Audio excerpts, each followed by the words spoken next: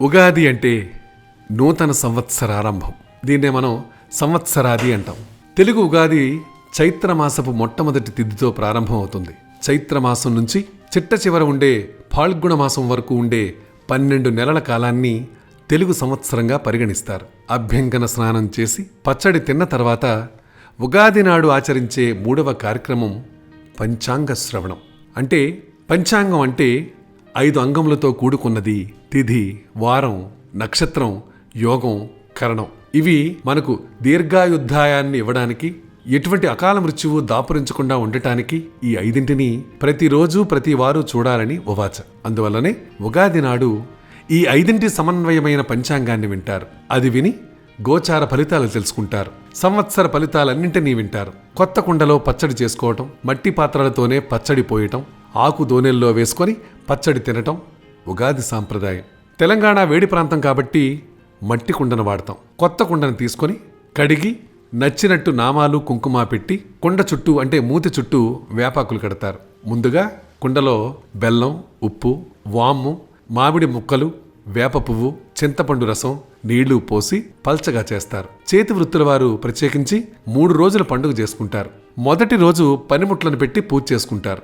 రెండో రోజు ఆ పనిముట్లు వాడేటటువంటి రైతుల్ని కానీ మిగతా కులాల్ని కానీ వాళ్ళందరినీ పిలిచి భోజనాలు పెడతారు. అంటే ఉగాది ఒక జీవన విధానానికి ప్రతీక. పండగలన్నీ కాలంతో పాటు వచ్చేవి.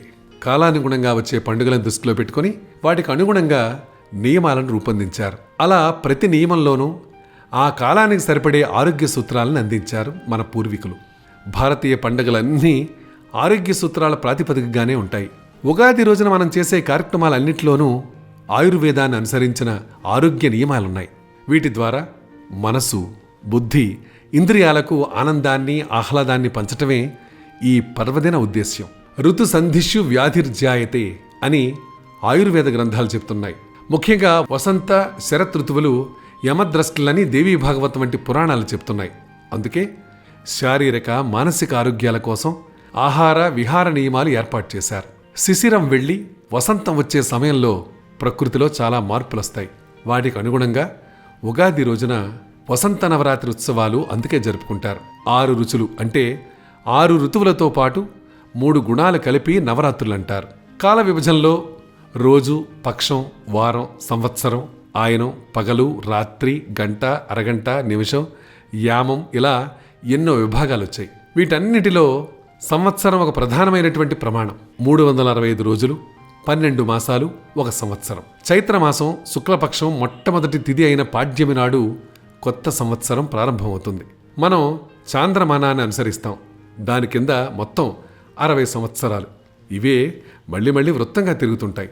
ముందుగా మన సంవత్సరాలు ఎలా ఉంటాయో తెలుసుకుందాం. తెలుగు లోగిళ్ళు కొత్త సంవత్సరాన్ని కొంగొత్త ఆశలతో ఆహ్వానిస్తున్నాయి. నూతనత్వానికి నాంది పలుకుతూ ఉగాది పర్వదినాన్ని ప్రతి ఏడాది అంగరంగ వైభవంగా జరుపుకుంటాం. అయితే ఒక్కో సంవత్సరం ఒక్కో పేరుతో ఉగాదిని పిలుస్తారు. తెలుగు సంవత్సరాదికే ఎందుకు ఈ ప్రత్యేకత? ఆ సంవత్సరాల పేర్లు ఎలా వచ్చాయి? వాటికి అర్థాలేంటి? వంటి విశేషాలు ఇప్పుడు తెలుసుకుందాం. కోకిలమ్మ రాగాలు, గుమగుమ వంటకాలు, షడ్రుచుల పచ్చడి ఉగాది పర్వదినాన్ని ఆనందమయం చేస్తున్నాయి. ఒక్కో సంవత్సరం ఒక్కో పేరుతో తెలుగు సంవత్సరాదిని జరుపుకుంటున్నాం. ఈ పేర్ల వెనుక ఓ పురాణ గాథ ఉంది. అదేంటంటే విష్ణుమాయ కారణంగా నారదుడికి 60 మంది పుత్రులు జన్మిస్తారు. ఓ యుద్ధంలో వారంతా చనిపోతారు. నారద మహర్షి విష్ణుని ప్రార్థించగా ఆయన కరుణిస్తాడు. నీ పిల్లలు 60 సంవత్సరాలు కాలచక్రంలో తిరుగుతుంటారు. ఆ పేర్లు శాశ్వతంగా నిలిచిపోతాయంటూ వరమిస్తాడు. అవే మన తెలుగు సంవత్సరాలుగా వాడుకలో ఉన్నాయి. ఉగాది పచ్చడి, ఆరోగ్య రహస్యాలు. కొత్తదనానికి స్వాగతం చెబుతూ ఆరోగ్య రక్షణ కూడా శ్రీకారం చుట్టే పండుగే ఉగాది. షడ్రుచుల సమ్మేళనంతో మొదలయ్యే ఈ రోజున ఆ 6 రుచులు మనకెంతో మేలు చేస్తాయని చెప్పడమే ఈ పండుగ పరమార్థం. ఈ పచ్చడిని శ్రీరామనవమి వరకు తినాలని శాస్త్రాలు చెబుతున్నాయి. అది పక్కన పెడితే ఈ పచ్చడితో ఆరోగ్య ప్రయోజనాలేంటో తెలుసుకుందాం. ఈ ఉగాది పచ్చడిలో వేప పువ్వు, చింతపండు, మామిడికాయలు, బెల్లం, మిరియాలు, ఉప్పు వేసి తయారు చేస్తారు. ఈ షడ్రుచుల రుచితో పాటు ఆ రుచుల్లో దాగి ఉన్న రహస్యాలేంటో తెలుసుకుందామండి. వేప. జ్యోతిష్య శాస్త్ర ప్రకారం ఈ వేప పువ్వు బుధుడికి సంబంధించింది. ఇందులో వ్యాధి నిరోధక లక్షణాలు అనేకం. ఋతుమార్పు వల్ల పిల్లల్లో వచ్చే ఆటలమ్మ, స్ఫోటకం, కలరా, మలేరియా సోకకుండా వేప నిరోధకంగా పనిచేస్తుంది. ఒక రకంగా ఇది యాంటీవైరస్ ప్రొటెక్టర్ అవుతుందన్నమాట. గుమ్మానికి వేపాకులు కట్టడం వల్ల కలుషితం లేని స్వచ్ఛమైన గాలి ఇంట్లోకి వస్తుంది. వేప పువ్వుకు రక్తాన్ని శుద్ధి చేసే గుణం ఉంది. ఇక బెల్లం, ఇది గురుగ్రహానికి చెందిన వస్తువు. దీంట్లో ఔషధ గుణాలు ఎక్కువే. అందుకే ఆయుర్వేదంలో చాలా మందులకి దీనిని అనుపానంగా వాడతారు. ఇక గర్భవతులు బెల్లాన్ని తింటే చాలా మంచిదట.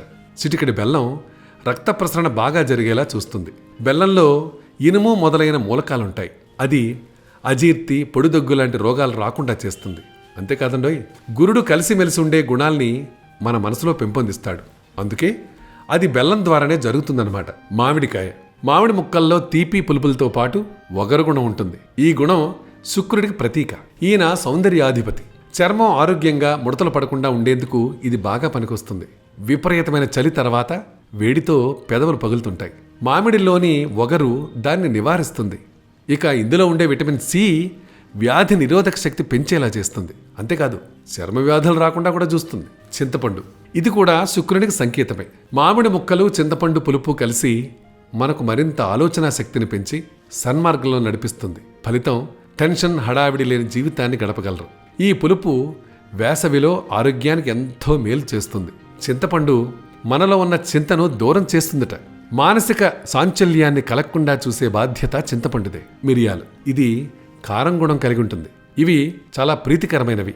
వీటితో తలనొప్పి, కండరాలు, నరాల నొప్పులు మాయమవుతాయి. చిటికెడు మిరియాల పొడి జీర్ణక్రియ సమస్యలను పటాపంచలు చేస్తుంది. ఇవి మొటిమలు తగ్గేందుకు యాంటీబయాటిక్గానే కాదు, శరీరంలో ఉండే అధిక వేడికి మిరియాలు చక్కని ఔషధంగా పనిచేస్తాయి.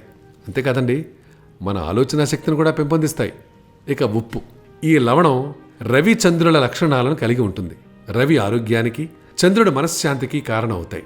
కాబట్టి మానసిక ఆరోగ్యాన్ని తొలగించటానికి, శారీరక రుగ్మతలను తగ్గించటానికి ఈ రెండు ఎంతగానో సహకరిస్తాయి. అంతేకాదు ఉప్పు సాక్షాత్తు లక్ష్మీ స్వరూపం. అక్షయ తృతీయ రోజున బంగారం కొనలేని వారు కనీసం ఉప్పైనా కొనమని పండితులు అంటుంటారు. అందుకే ఈ షడ్రుచుల సమ్మేళనంలో ఉప్పు ఓ భాగమైంది. అమ్మా, అదండి ఉగాది పచ్చడికి ఉన్న ప్రత్యేకత. మరి షడ్రుచుల సమ్మేళనమే మన జీవితం, అంతే కదండి. కొన్ని రోజులు కష్టాలు, కొన్ని రోజులు సుఖాలు, కొన్ని రోజులు బాధలు, కొన్ని రోజులు అవి ఇవి అన్నీ మూటగట్టుకుని ఉగాది పచ్చడి అంటుంటాం మనం. అంటే ఉగాది పచ్చళ్ళ అన్ని రకాలు అనుభవించాలి, తేడా తెలుసుకోవాలి, జీవితాన్ని ఒక సక్రమైన మార్గంలో పెట్టుకోవడానికి ఆలోచించాలి. ఇలా ఎన్నో ఆసక్తికరమైన, అద్భుతమైనటువంటి అంశాలు మా దగ్గర చాలా చాలా ఉన్నాయి. ఇవన్నీ కూడా మీరు తెలుసుకోవాలి అనుకుంటే సింపుల్గా మీరు చేయాల్సిందల్లా మా ఛానల్ని సబ్స్క్రైబ్ చేసుకోవటం, దాంతోపాటు మీ సలహాని, సూచనని కూడా పంపిస్తారు కదూ.